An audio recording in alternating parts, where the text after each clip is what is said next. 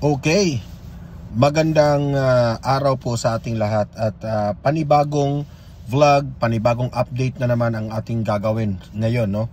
Ito, una nating pag-uusapan ay itong DOJ, itong DFA, DMW at itong PNP kabilang sa mga posibleng dumalo sa Senate probe versus Duterte arrest, okay? At Malacanang.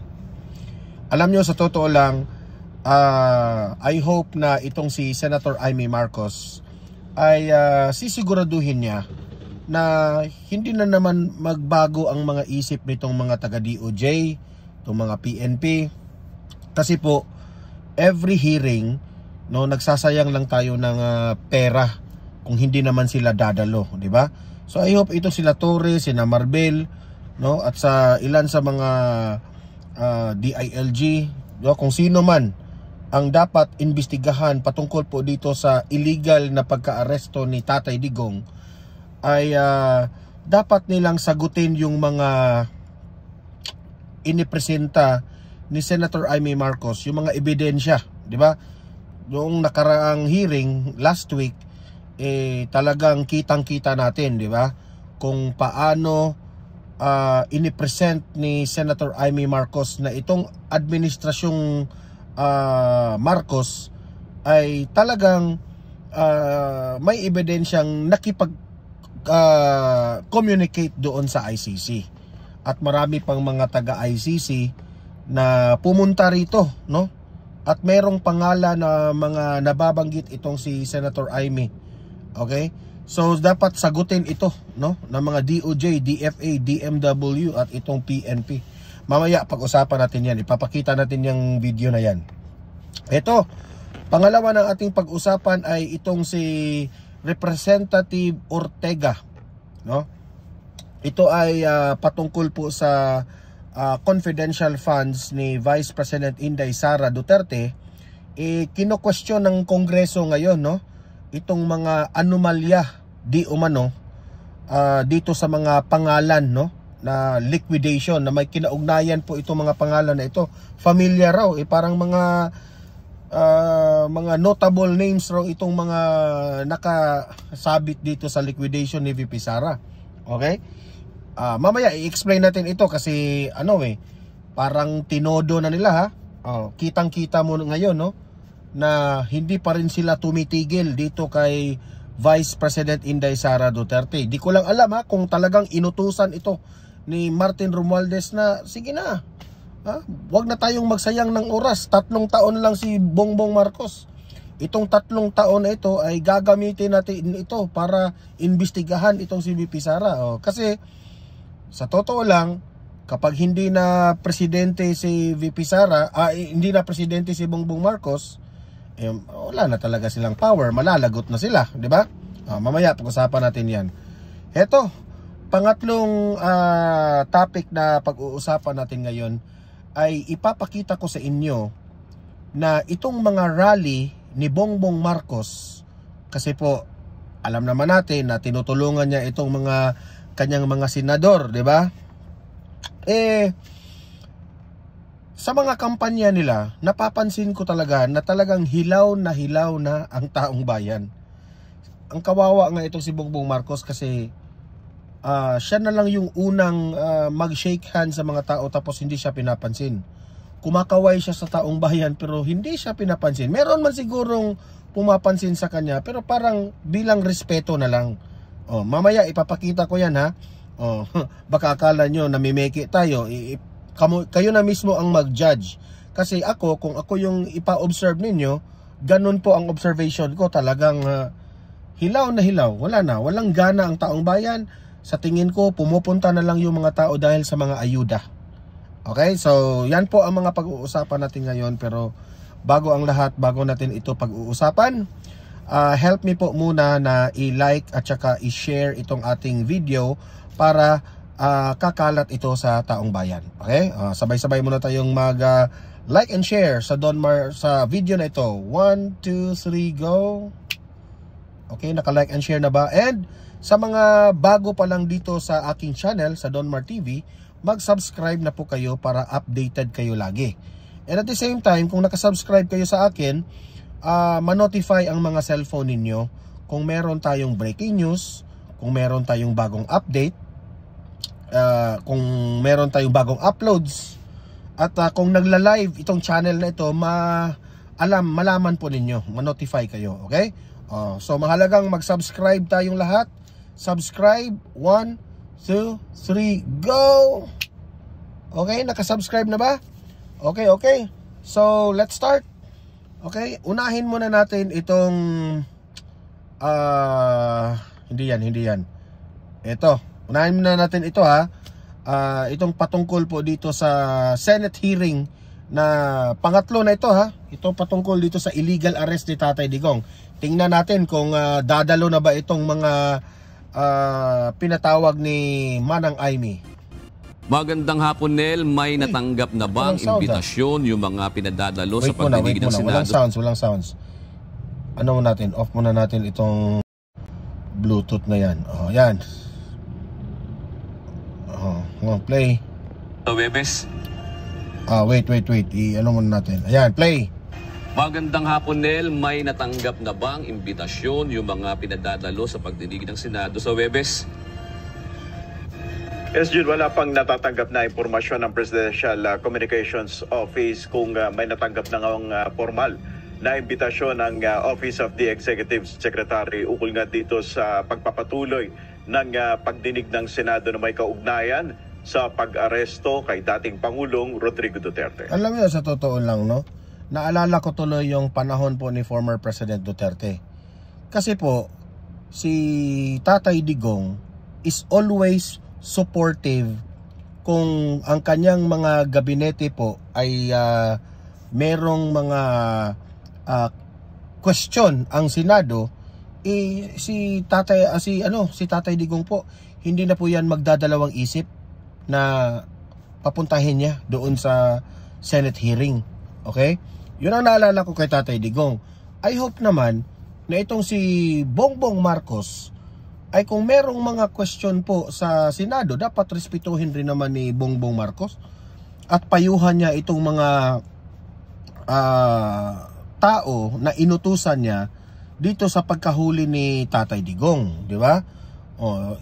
Kasi po, ang tawag natin dyan, no? Parang umiiwas ka sa mga, di ba, may batas ang Pilipinas.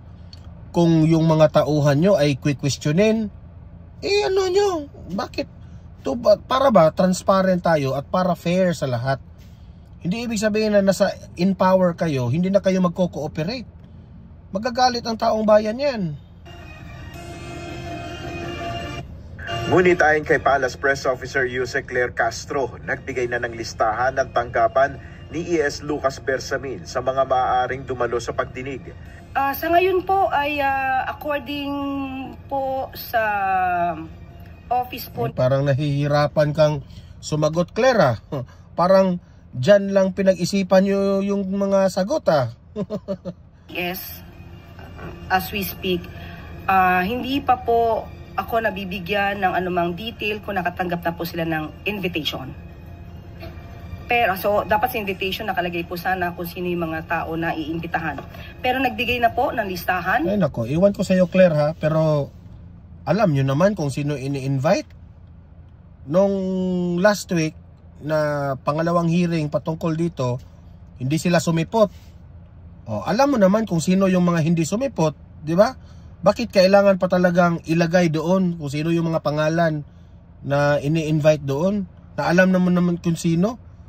At bulat-lat yan doon sa mga sinasabi ni Senator Aimee Marcos, itong mga ebidensya na ito. Diba? Ang dami pong mga ebidensyang inilabas si Senator Aimee Marcos. Marami pong mga irregularities. So alam nyo kung sino ang magiging mananagot dito sa mga sinasabi ni Senator Aimee Marcos. Diba? Kung talagang kayo, tumutulong kayo sa bayan para ma-solve itong mga issues na ito, because siyempre kayo rin naman ang nag-create ng mga problema na ito, sagutin nyo, di ba? Ang Office of the Executive Secretary, yung maaaring dumalo po sa nasabing hearing. Kabilang sa posibleng dumalo sa pagdinig ay sina Justice Secretary Crispin Remulla, Prosecutor General Richard Anthony Fadullon, Chief State Counsel Dennis Arvin Chan, Foreign Affairs Secretary Enrique Manalo, Philippine Center on Transnational Crime Executive Director Anthony Alcantara. Kasama rin sina Philippine National Police Chief General Romel Francisco Marbil, PNP CIDG Chief Major General Nicolas Torre III, Department of Migrant Workers Secretary Hans Kapdak, Special Envoy Marcus Lacanilao at iba pa. Alam mo, no? I hope, no, kayo, especially kayo, Marbil, Torre, Remulla, pumunta po kayo, no? Para naman ipakita nyo sa taong bayan na yung pagka-aresto nyo kay Tatay Digong, no? Ipakita nyo sa taong bayan na tama yung ginawa nyo, di ba?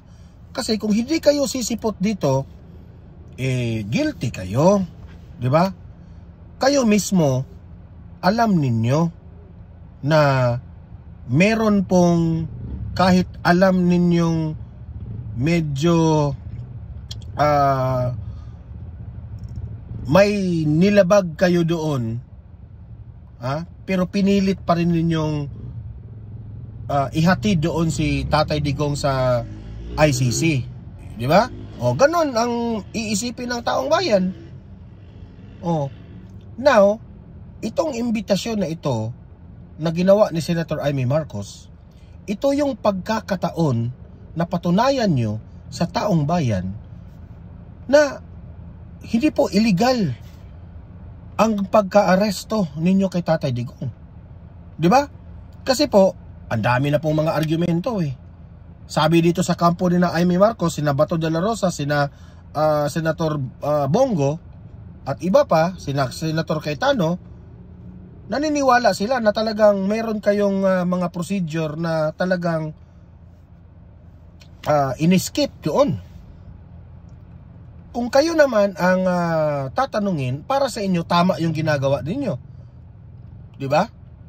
Ngayon, may bagong ebidensya pong inilatag itong si Senator Amy Marcos. Now, patunayan nyo na mali si Senator Amy Marcos. Kasi kung hindi kayo pupunta doon sa hearing, that means to say, takot kayo, at hindi nyo kayang panindigan, ang inyong mga sinasabi. Let us see. Kasi baka na naman sasabihin naman ng Malacanang na payag, papuntahin namin yan, yung mga binabanggit na pangalan. At the end of the day, to the last minute, kagaya nung nangyari nung second hearing, sasabihin na naman ninyo, ay hindi pala pinapayagan, sasabihin na naman ni E.S. Bersamin. Di ba? Nakakalungkot po yan. Kasi every hearing po, gumagasta kayo ng pera ng taong bayan. And the taong bayan deserves to know the truth. Dahil itong hinihiring na ito, dating presidente ng Pilipinas. Hindi po namin katanggap-tanggap ang mga nangyayari na ang isang consistent na presidente ng Pilipinas, na sinasabing the best president in the Philippines, na yung trust and approval rating na hindi minsan bumabagsak. Itong presidente na ito, ang pinakaunang presidente ng bansang Pilipinas na sobrang dami po ang nagmamahal, ay ipinadakip ninyo at nandun ngayon sa ICC. At ang taong bayan nagluluksa sa nangyari kay Tatay Digong. So, i-prove ninyo sa mga taong nagluluksa na malinis yung operation ninyo sa paghuli nyo kay Tatay Digong. I-prove ninyo ni Senator Amy Marcos. Yun ang aming hinihintay. Kasi kung hindi nyo kayang ipagtanggol ang inyong sarili dito sa mga ebidensya ni Senator Amy Marcos, well, tama talaga tayo sa simulat sa pool. Na pinilit nyo talaga, namumulitika lang kayo talaga, at meron kayong kinakampihan. Di ba? Yun ang aming ito reaction ko ito Ayon kay Yusek Castro, ang desisyon na ito ng tanggapan ni E.S. Bersamin ay bilang pagrespeto kay Senate President Francis Chis Escudero.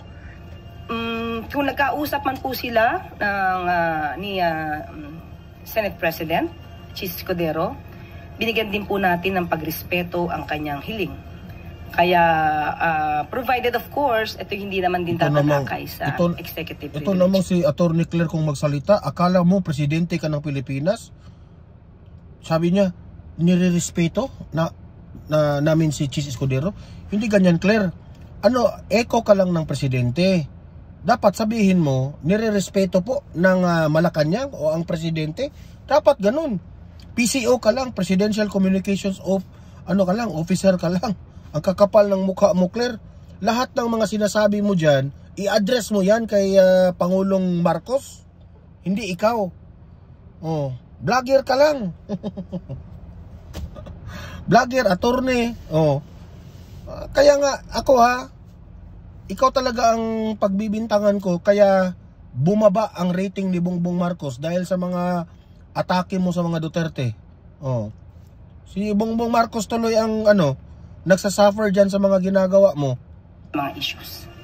Samantala, wala namang nakikitang dahilan ng Malacanang upang magsumbong sa Estados Unidos si Senator Ronald Bato de la Rosa para panagutin ang may-ari ng eroplanong sinakyan ng dating Pangulo papuntang The Hague, Netherlands. Ayon kay Senator de la Rosa, malinaw umano na sa executive order ni US President Donald Trump na maaari umanong patawan ng parusa ang sinumang non-American person o organisasyong may direktang pakikipag-ugnayan sa ICC para i-detain ang isang protected person. Kasi alam nyo, sa totoo lang, meron pong kumakalat sa balita sa social media. Di ko lang alam kung ito ay confirm at ito ay totoong ganito po ang sinabi ni President Donald Trump.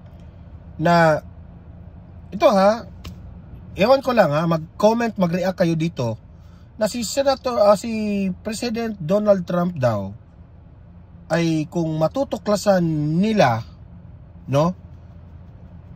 itong Amerika, si Donald Trump daw, di umano kung matutuklasan raw ni Donald Trump na itong administrasyong Marcos ay nakipag-ugnayan sa ICC,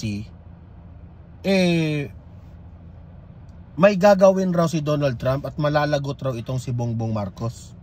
Balita ko nga, sabi nila, mafi-free, sa may ibang mga vloggers ito narinig ko mafi-freeze raw ang mga assets at itong mga pera, bank accounts ni Bongbong Marcos. I don't know if this is true, this is capable. Kung talagang sinabi ba yan ni Donald Trump, kasi naririnig ko sa ibang vlogger mag-comment, mag-react ko kung totoo ba yan.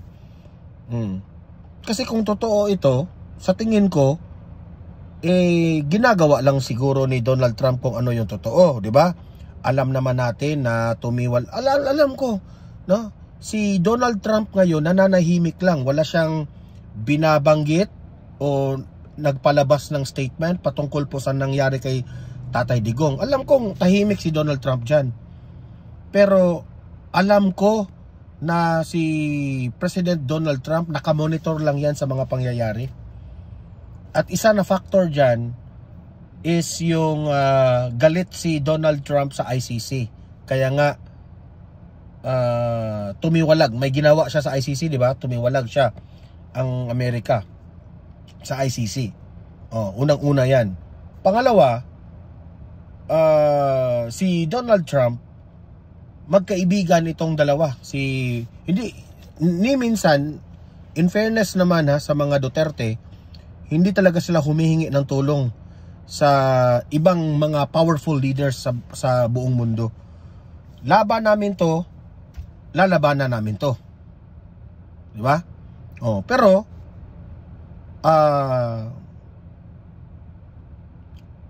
hindi natin pangunahan. Pero baka kung sumobra itong ICC, kung sumobra itong ICC, di ko lang alam kung talagang when worst comes to worst, di ko lang alam kung si President Donald Trump ay makialam na dito sa issue na ito. Okay? So, mag-comment kayo dyan. Totoo ba yan na i-freeze raw ang account ni Bongbong Marcos sa kasakaling malaman na nakipag-communicate sa ICC? Di umano? So, ngayon, dito pa lang, itong Senate hearing na ito, patunayan nyo na wala kayong dapat itinatago, itong administrasyong Marcos. Patunayan nyo na legal yung ginawa ninyo. Patunayan nyo sa buong mundo na legal yung ginawa ninyo. Kasi kung hindi nyo yan mapapatunayan, good luck sa inyo talaga. Bumuelta naman si Yusek Castro sa senador at sinabing nakasaad rin sa EO ang pagrespeto ng US sa prerogatibo at soberanya ng isang bansa. Kung ang bansa po natin at ang pamahalaan natin ay nagkaroon ng pagdedesisyon ayon sa ating RA 9851 at sa pakikipag-cooperate sa Interpol, yun naman po ay hindi naman po hahadlangan ng US at irerespeto po nila. Okay. Yan ang sabi mo, Castro. For how sure are you? Iwan ko ba ito si Claire Castro? Para ka ng presidente, Claire Castro, na makapag-desisyon ng ganyan. Talaga bang yung mga sinasabi mo ay yun po rin ang paniniwala ng Pangulo ng bansa natin? Nagtatanong lang kami. Kasi, naalala ko lang si Panelo, no? Yung mga legal counsel dati ni former President Duterte, na itong si legal counsel Attorney Panelo at itong si spokesperson Harry Roque, no? Dati itong mga tagapagsalita ni Tatay Digong. Every time na merong tanong po sa media, nag-iingat po yan silang sumagot. At every time na sa tingin nila hindi pa sumasagot yung Pangulo patungkol dito sa issue na ito, hindi po yan magbibigay ng opinion si Panelo at si Roque. Sasabihin yan nila, maghihintay lang tayo kung ano ang magiging desisyon ng Pangulo. Pero ikaw, Claire, parang di ko lang alam kung ano talaga yung job description mo dyan. Pero ano ba ang sinabi ni Bongbong Marcos sa'yo? Sagutin mo na lahat. Magtiwala lang ako sa'yo kung anong sasagutin mo. Ganon ba? No wonder na ikaw, Atty. Claire, bumaba yung rating ni Bongbong Marcos. Every time, alam mo, Claire, no, bigyan kita ng tip. Every time na magtanong ang mga media, always isipin mo, Claire, na ano ba ang opinion ni Bongbong Marcos dito sa mga tinatanong dito sa media. Tapos yun ang isasagot mo. Hindi yung magtatanong ang media, sasagot ka sa opinion mo. Vlogger ka na yan. Yung sovereign prerogatives ng bansa. So, wala po ako nakikita na maaaring maging... Wala po akong nakikita. Siya na siguro ang presidente. Dapat sabihin mo, wala siguro na... siguro ang ating Pangulo walang nakikita. O, ganon. Hindi ka Pangulo na Ay, naku, sablay talaga itong babaeng ito. Ilan, Senator Bato, para siya itumakbo sa US para humingi ng tulong para ma-freeze yung asset ng may-ari ng aircraft. Ang tanong, Claire, sino ang may-ari ng aircraft na yan? Ding ding ding, sino kaya? Sa ngayon ay hinihintay pa natin kung ano yung magiging reaksyon o anumang pahayag ni Pangulong Marcos ukol nga dito sa magaganap o doon sa pagpapatuloy ng pagdinig ng Senado ukol nga dito sa naging pag-aresto kay dating Pangulong Duterte. June. Nel, meron na bang reaksyon din ng Malacanang kasi sinasabi nga ni Yusek Castro kanina, yung lagi niya sinasabi na ito lamang ginagawa nila, yung pagpapadala nga kay dating Pangulong Duterte sa The Hague ay pakikipag-cooperate lamang sa Interpol. Pero may binanggit sa isang panayam ang spokesperson ng ICC na sinasabi na yung decision na yon na pagpapadala kay dating Pangulong Duterte ay decision yon ng Philippine authorities. Meron na bang sagot na gano'n? No, di ba? Kasi po, base doon sa mga... Kung maalala po natin, nag-vlog tayo dyan na hugas kamay rin na yung ICC, di ba? Parang sinasabi po ng taga-ICC na hindi nila desisyon yon yung hulihin si Duterte tapos dalhin dito sa ano yan, ICC. Ang sabi ng ICC, no, desisyon yon ng bansang Pilipinas. Na tingnan nyo yan, kung marinig ito ni Donald Trump, ano kaya ang ma-reaction ni Donald Trump dito? Na mismo ang administrasyong Marcos, sabi ng ICC hindi kami, ang pinakamabigat na desisyon na arestuhin, ipasakayan sa eroplano at dalhin dito sa The Hague. Good luck na lang. Ang nauna ng pahayag ng Malacanang ukol dun sa issue nga nung pag-aresto kay Pangulo Duterte, sinasabi ng Malacanang na yun nga ang kanilang paninindigan, nakipagtulungan tayo dun sa Interpol. Yun nga, at hindi naman doon sa ICC.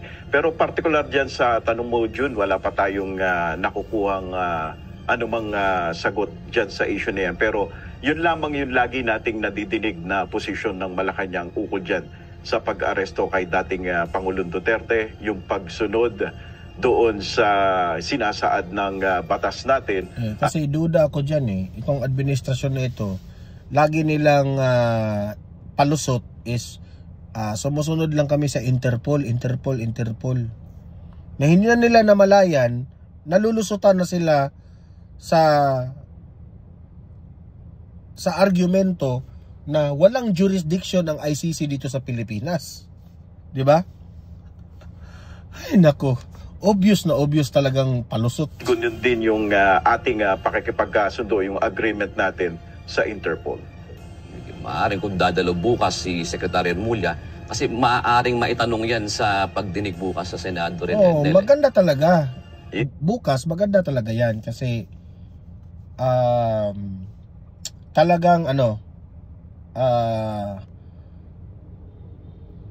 sasagutin ni Remulla lahat ng mga ebidensyang inipresenta ni Amy Marcos. Sa tingin ko analysis ko ito, kaya hindi sila pumunta noong second hearing. Sa tingin ko, duda ako dyan, wala pa silang maisagot sa mga inilatag na ebidensya ni Amy Marcos. Di natin alam kung humihingi pa sila ng payo sa kanilang mga lawyers o sa mga eksperto nilang mga kasamahan dyan, para bukas sila pupunta para masagot nila. Di ko lang alam Kasi po siguro pinagbabawalan silang pumunta sa hearing kasi alam na siguro ng Malacanang ni Bersamin, kapag papupuntahin yan talagang magka-utal-utal na naman yan silang magsumagot. Maybe ngayon meron na silang nakapaghanda na sila sa mga itatanong ni Amy Marcos. Tingnan lang natin. Yun nga, iaabangan din natin yung mga development, yung ibang mga issue ng mga senador dahil marami nga silang katanungan pa dito sa issue ng pag-aresto kay dating Pangulong Duterte. At abangan din natin kung ano yung magiging reaction ng Malacanang. Pero sa ngayon kasi June, iniintay din natin yung kung ano yung reaction mismo ni Pangulong Duterte dahil nga yung presidential sister mismo yung nagsasagawa ng pagdinig. Alright, maraming salamat. Okay, so aabangan natin yan bukas aabangan natin yan bukas. Okay, punta tayo dito sa walang tigil na itong House of Representatives, na ito nananahimik na ang issue ay patungkol na dito ngayon sa kay Tatay Digong napunta sa ICC. Ngayon binabalik na naman nila itong issue ng confidential funds. Walang katapusang confidential funds na naman kung ano na namang naiisip nitong taga House of Representatives na talagang wala pa rin. Meron na naman silang aside doon sa piatos-piatos na yun, meron na naman silang bagong natuklasan. Bakit na naman hindi talaga nila ito binuhos ng isang bagsakan lang, di ba? Dito mo talaga makikita na yung script nila, yung script nila talagang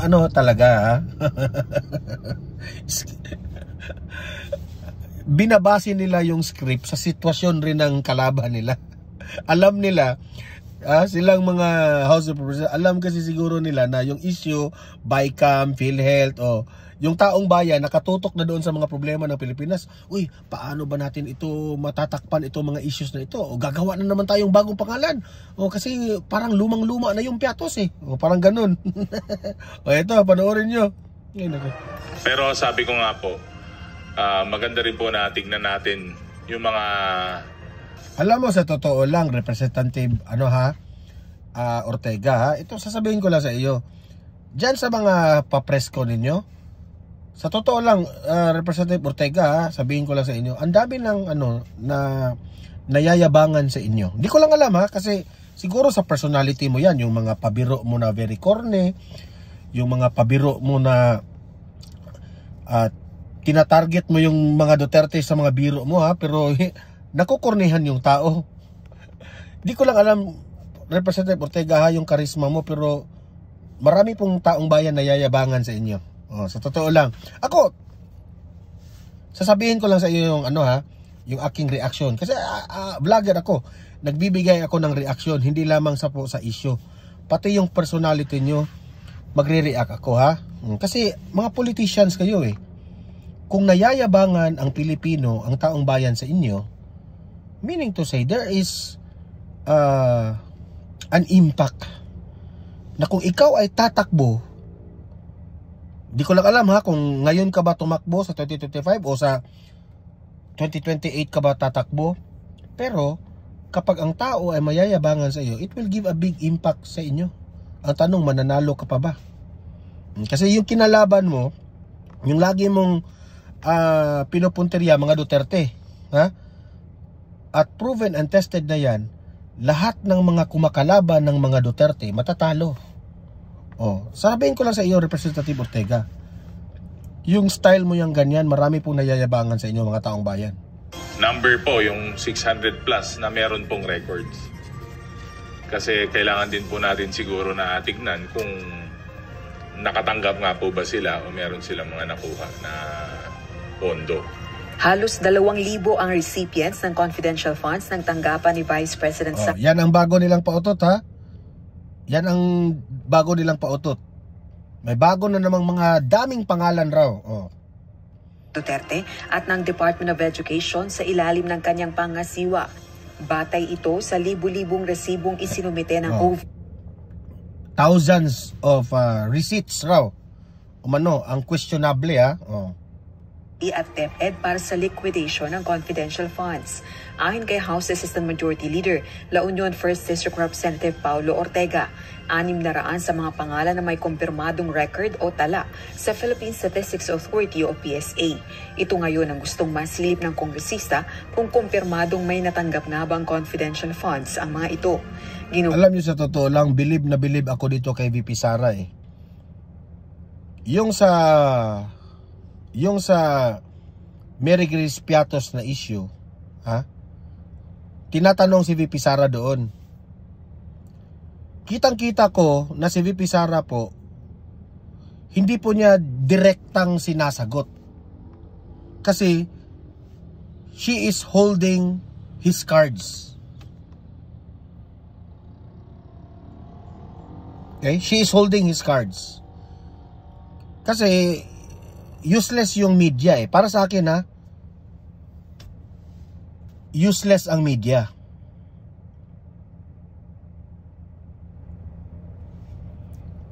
Kung ikaw ay sasagot sa media na hindi naman yan ikapanalo sa kaso, huwag ka na lang sumagot. Di ba? Ngayon, itong issue na ipinalabas nila na marami na namang mga pangalan na questionable patungkol dito, tahimik pa rin si VP Sara dito. And I know VP Sara is holding her cards patungkol dito.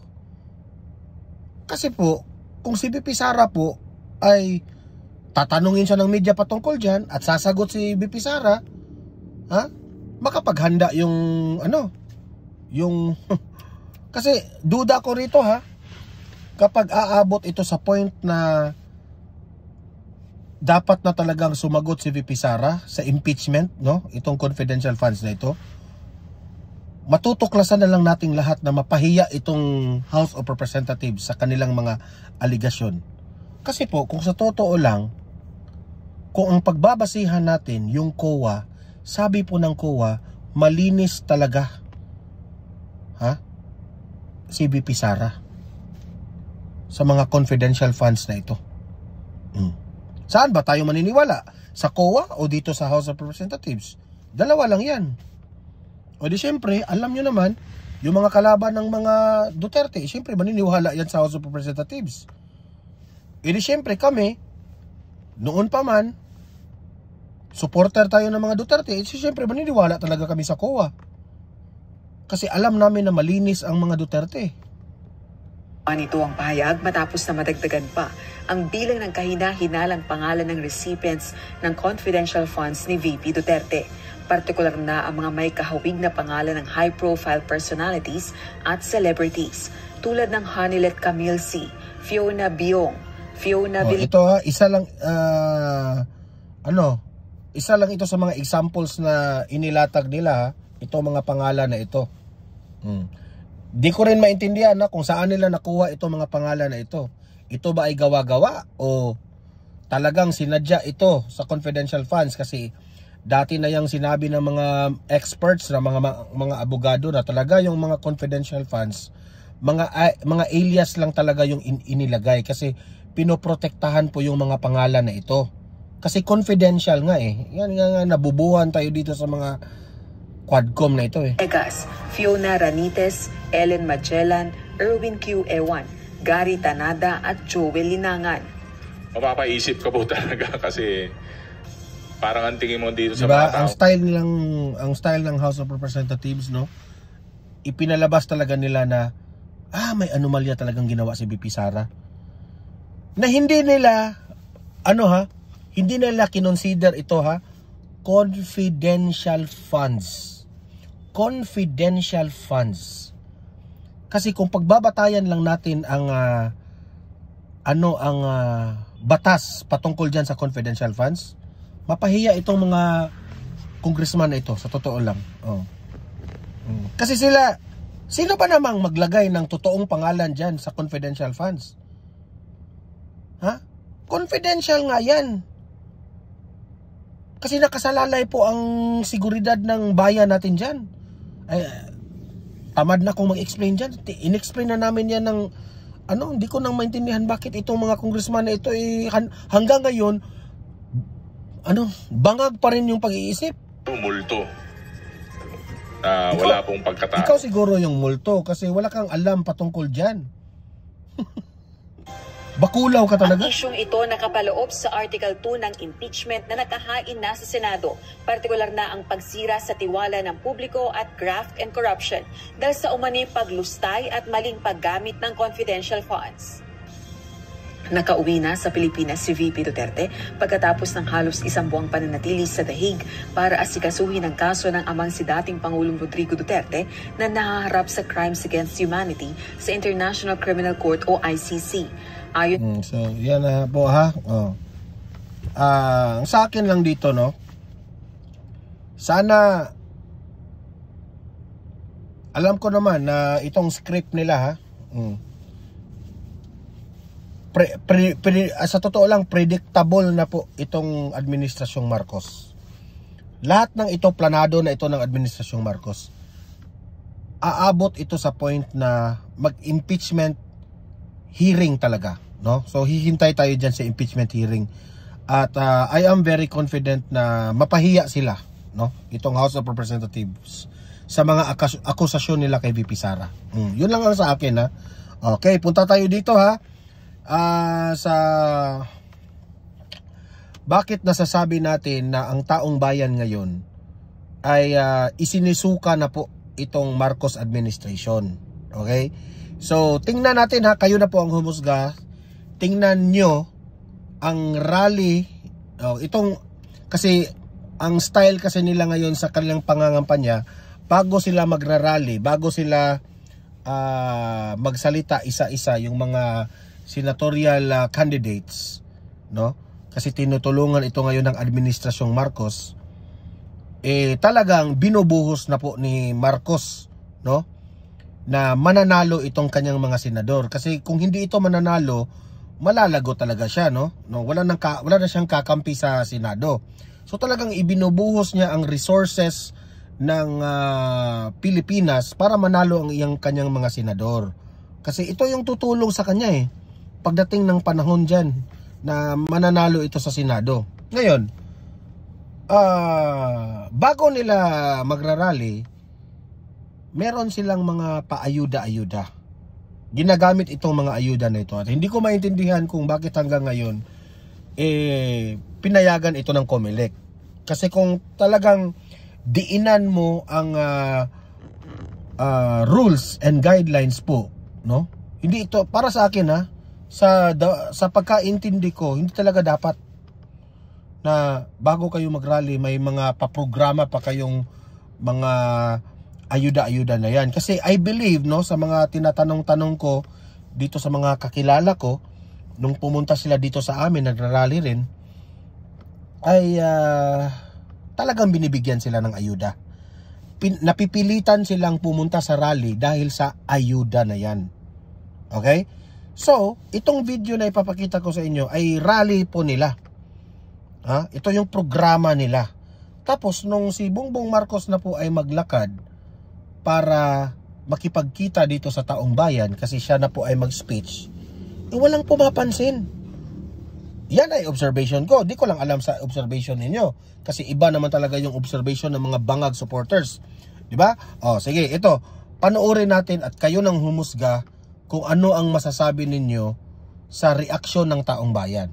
Play. Bawat set ay mga insecticides for spray, forward lang natin. Larvicides, package at merienda yung package. I-forward natin yung pag-entrance niya dyan sa loob ng complex na yan. Tingnan natin. Observe, observe kayo sa mga tao kung genuine ba yung palakpak, genuine ba yung kanilang pagpunta dyan. Kayo nang humusga.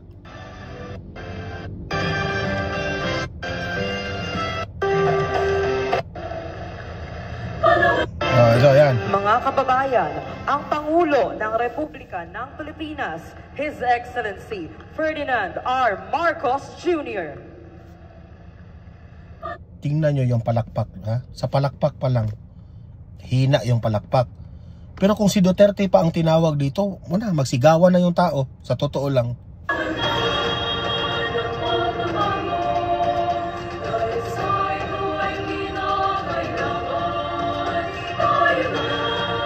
Tingnan nyo yung reaksyon. Siya yung pumunta. Siya yung pumunta sa tao talaga. Pero yung baliktad kasi kung kay Duterte pa ito na rally, ang tao ang dudumog kay Duterte. Di ba? Magsiksikan yan. Tingnan nyo gaano ka dry ang kanyang effect.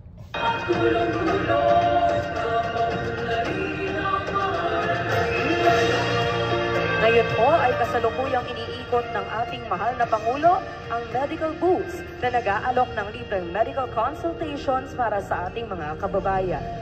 Maaaring ma-avail dito ang mga diagnostics at laboratory services tulad ng ECG at kaway-kaway siya sa hangin. Hindi naman siya tinatawag ng tao. Tingnan nyo. Wala talaga, guys. Namamahagi din ng DOH ng gabay sa pagrehistro ng PhilHealth ID, pamimigay ng bakuna tingnan nyo. Si Larry Gadon, nasa likod. Tingnan nyo, wala talagang walang effect, walang impact talaga. Naalala ko tuloy si Pinoy. Ito yung nangyari kay Pinoy dati. Yung kung pumupunta na siya po sa mga ganito, wala nang impact, wala na talaga. Hilaw na yung mga tao. Pneumonia, anti-dengue kits at iba't ibang medisina. Ayos ang mga dapat ayusin. Dapat na maging tungkulin ng bawat mamamayan dito sa atin. Gawin ng pagbabago patungo sa pag-asenso, magsikap ng mabuti at nang kuminhala tayo. Malaki natin sa mundo at kaway. Tingnan nyo yung tao. Nakaganon lang, oh. Kung si Duterte pa yan, wala na. Dinumog na yan.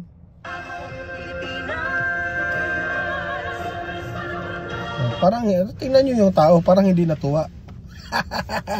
They are there for the ayuda, not for Bongbong Marcos. Ayan, nakatulala lahat.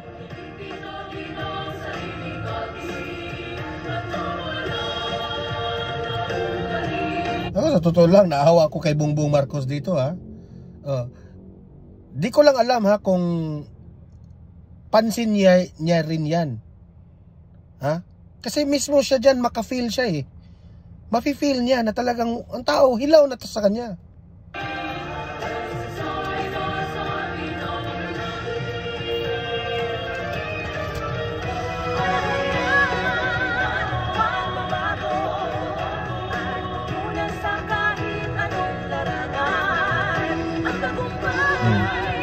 Yung nagpapapicture sa kanya, mga trabahante rin yan ng mga gobyerno. Sa tingin ko, ha, I think sa gobyerno. sila rin yung mga natutuwa.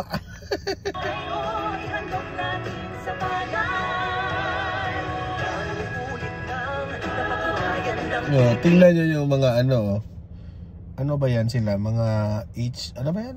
Hindi ko lang alam kung anong departamento ito, ha. Pero yung wala man lang kumaway sa kanya.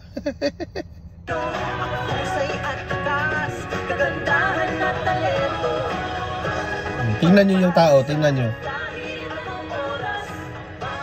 Wala, dry, super dry.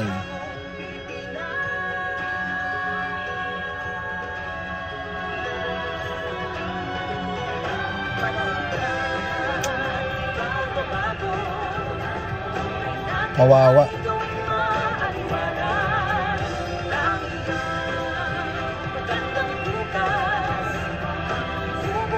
Hindi ka man lang makarinig ng sigawan, hiyawan. 'Di ba? Di kagaya ni Tatay Digong pag tumugtog na yung kay Freddy Aguilar na music, nang awa na, magsigawan na yung tao.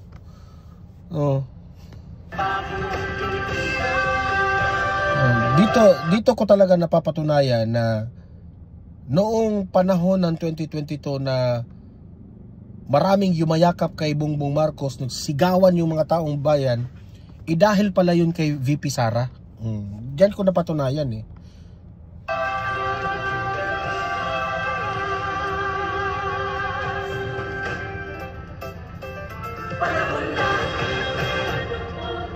Wala na talaga, guys. So puputulin ko na lang dyan, ha, yung video na yan. Kasi tuloy-tuloy na yan, eh. Boring na talaga. Walang pumapansin sa kanya, eh. Siguro ang mga pumapansin bilang respeto. So kayo nang humusga, ha, taong bayan. Libre kayong mag-comment, mag-react sa mga topics natin, ha, na pinag-usapan natin. Usap-usap tayo sa comment section. And guys, maraming salamat po sa lahat. At please like and share this video para kakalat ito sa taong bayan. And mag-subscribe kayo, ha, sa mga bago pa lang dito sa Donmar TV. Subscribe kayo para updated kayo lagi, okay? At tulungan niyo po ako, ha. Meron akong pangalawang channel na ito po ay mini-maintain ng aking kapatid, no? Donmar TV, Balitang Totoo, okay? Mag-subscribe rin kayo doon kasi meron tayong mga videos doon na hindi po natin ina-upload dito sa ating main channel, ha? Balita pa rin yun. Okay? So, thank you very much po, ha? Sa mga audience, sa mga moderators, sa mga nagpapakulay. Always remember na kayo po ang aking inspirasyon para ilahad sa inyo ang aking opinion sa mga nangyayari ngayon sa ating lipunan. At see you in my next video, see you in my next live. Have a great day, have a great night, and God bless po sa ating lahat. Mabuhay ang Pilipinas, and God save the Philippines.